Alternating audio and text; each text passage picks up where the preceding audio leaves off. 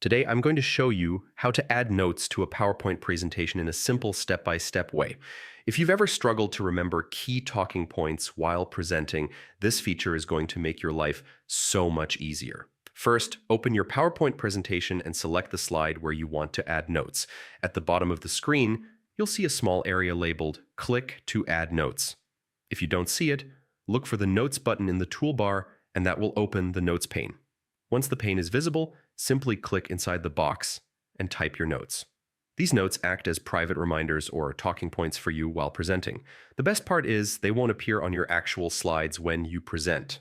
Instead, they'll be visible only in presenter view, so your audience sees the clean slides while you have all your cues right in front of you.